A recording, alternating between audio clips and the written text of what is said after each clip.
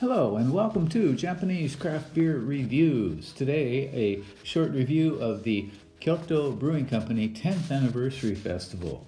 And this was held on May 10th, 2025 in the Ohigashisan Hiroba area, park area right in front of Higashi Honganji Temple from 12 to 6 p.m. And it was a very pleasant day. The weather kind of held out for us, a bit cloudy, a few sprinkles, but overall a really nice day. And Kyoto Brewing started in 2015, and in fact, they released their first beer on May 10th, 2015, so 10 years to the day for this festival. And they've gone through a lot of changes in that time, for sure, not least of which was they got a new head brewer in the early part of 2024, James Fox, and we'll have a little chat with him in a minute, and a very, very busy year. And in fact, since James Fox arrived, they did 20 different collaboration beers with 20 breweries, and in fact, all of them showed up with a booth at this festival. Quite amazing. Each booth had 2 taps, and they had a number of rotating beers throughout the day. Kyoto Brewing offered, I think, 3 locations, with each one had maybe 4 to 8 different beers. And total, I think there were 120 different beers being offered that day. So all 20 breweries plus 1, Kyoto Brewing, of course, and 8 food vendors. So there was a lot of food available too as well. It was quite crowded, quite surprising. Some brewers ran out of beer around 3-4 o'clock or so.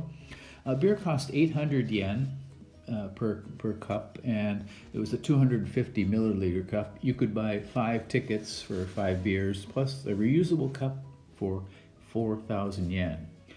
So a nice day, and I also got to see some old friends, some from pre-COVID time. Hello, Makiko. Hi, Philip. And Martin, how you doing? Justin, good to see you. And finally, Aki, my friend who runs and drinks. I'm going to introduce each of the breweries briefly.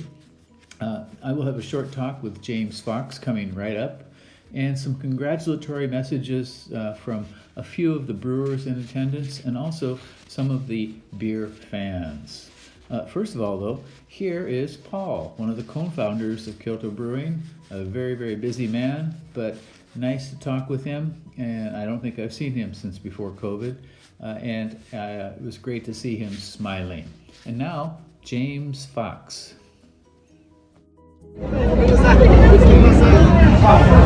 I'm here with James Fox, who is the head brewer at Kyoto Brewing, and he's been here since about March of last year. Yep. And we are at the 10th anniversary event, which is quite an event, full of all sorts of interesting breweries, interesting people. And James, as the new head brewer, what would you like to say about your experience here? Oh, yeah. I'm super honored to be out here. Kyoto Brewing's been an incredible place in this last year. We've done so many collaborations with so many great people, making beers even new to me, even though I've been brewing for a long time.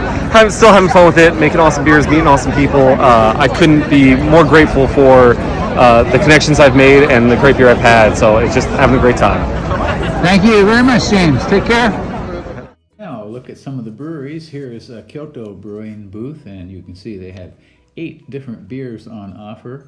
Most breweries had only 2 at a time, but Kyoto Brewing had a big rotation of beers throughout the day, and we sampled several of them, and I will have some beer reviews of them also as well.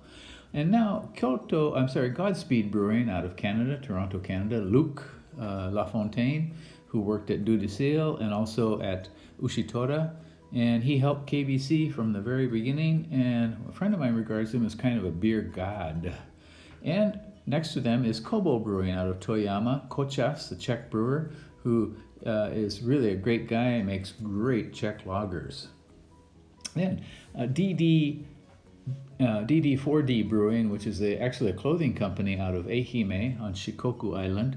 They started in 2019, and they are famous for using a lot of local ingredients, and especially making fruit beers with a lot of Ehime citrus fruits.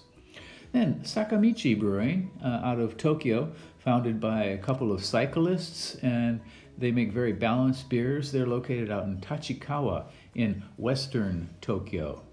and I'm going to have a quick talk with one of them right now. Here is Matthew. Hi, I'm here with Matthew from Sakamichi Brewing in Tokyo, and he has a little message for us. I just want to say thanks to Kyoto Brewing for inviting us to be part of this festival. Congratulations to them, 10 years, fantastic achievement, looking forward to the next 10 years. It's always nice when nice people are successful.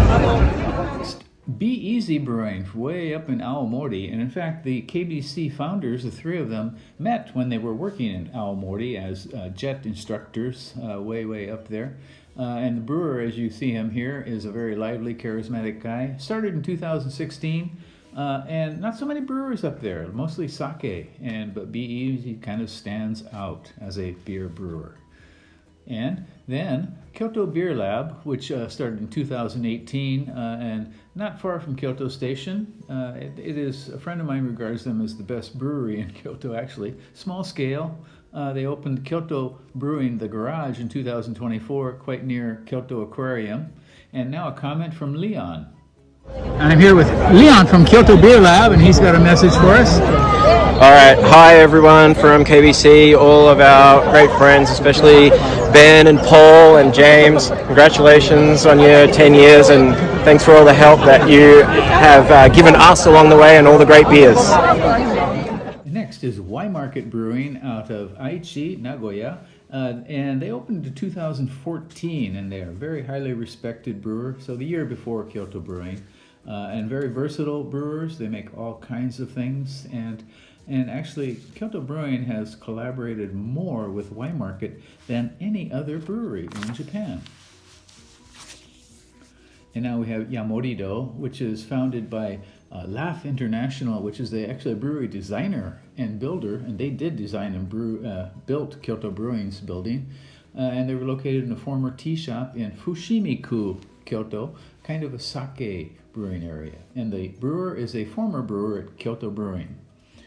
Now, Totopia Brewing, and I don't know a lot about them. They started in 2022 in Aichi Prefecture. And they're best known for sour IPAs, using a lot of fruit and local botanicals. Their Phobia series is kind of interesting, white phobia or oval phobia, etc. Black Tide Brewing out of Miyagi Prefecture, Kesenuma, which was kind of devastated by the tsunami in 2011. And they make a variety of styles, and they have a foreign brewer, and their brewery is part of the revitalization of that area. Next is Mino Beer, very highly regarded, founded in 1996, so they'll have a 30-year anniversary coming up. The Oshita family, Kaori Oshita, is the head brewer. They're kind of a legacy brewer, craft beer brewer here. Their stout is extremely famous, and in 2025, they won a bronze for their Pilsner at the World Beer. Kyoto Brewing, 10 years. Look at this crowd. I'm waiting in line already. Congratulations. And Nara Brewing was there, and the brewer Yasunori Namioka, who was actually he was the first brewer hired by Kyoto Brewing, and went on to found his own place. They make a wide range of style, and including some very interesting Belgian ones, located just south of Nara City. And then Kyoto Nude Brewing, also the brewer which you see here the man you see here is run by the company that has Takumiya, Takanoya, and Craft House Kyoto beer bars. And the young man you see there is a former Kyoto Brewing brewer and has gone on to work in Kyoto Nude Brewing. Then West Coast Brewing, and founded in 2019, and probably one of the quickest rising brewers I've ever seen. A lot of influence. Their hazy IPAs are quite notable. They have several bars, I think at least 2 in Osaka, and a hotel too as well. West Coast Brewing in Shizuoka. Then Two Rabbits Brewing, which is out of Shiga Prefecture in Omihachiman, and they make a wide range of styles, and they also use Australian ingredients and Australian styles of beer. I'll have a short talk with Sean Collet a little bit later. Yeah, well, Paul, Ben, and James, congratulations on making some great beer. I'm drinking your history, Rekishi, right now. Fantastic, excellent beer. Thank you very much. Looking forward to the next 10 years. Good job, guys. Now we have Zakkoku Kobo out of Saitama, way out in the countryside of Saitama. This is a real nano brewery, and they're famous for doing a lot of mixed culture kinds of blended beers, barrel aging, and they use a lot of their own ingredients which they actually grow themselves. And then Yatsugatake beer out of Yamanashi, and the brewer Miyashita-san, former Fujizakura brewer, and they make wonderful German styles, lagers, Weizens, and the best Rauch in Japan, actually. And here's a picture of him. He has a great fashion sense. And Flora Fermentation out of Shiga Prefecture in Higashiomi, 2024 they started, so they're new. Former KBC member also, and they make a variety of traditional styles and use also local botanicals. Ape Brewing, which was founded by the owner of Yellow Ape Beer Bar, a great beer bar in Osaka, and it's a brew pub, and the brewer worked at Mino and at Kyoto Brewing in the past, and they make British styles, and especially their bitter is apparently quite good. And Verter out of Tokyo, and they make a variety of interesting contemporary styles, some unusual ones too. For example, Lithuanian farmhouse saison using unusual ingredients. Their label art on their cans is absolutely great. Check them out, Verter. Congratulations on 10 years, guys. I think the new direction is great. The new beers are really good. It's been a really fun, long time. I've been with you guys from the beginning, and I'll keep drinking your beers for a long time. Cheers. And actually, I finished the day with one of the best beers, this one, Veil of Darkness, 2022. It was barrel aged and held up for 3 years in the barrel. It was absolutely marvelous. Well, here's a gate of Higashi Honganji. It's a huge building, second largest wooden building in Japan apparently, and quite a place. So this was a great event, and I'm looking forward to the next 10 years of Kyoto Brewing as well.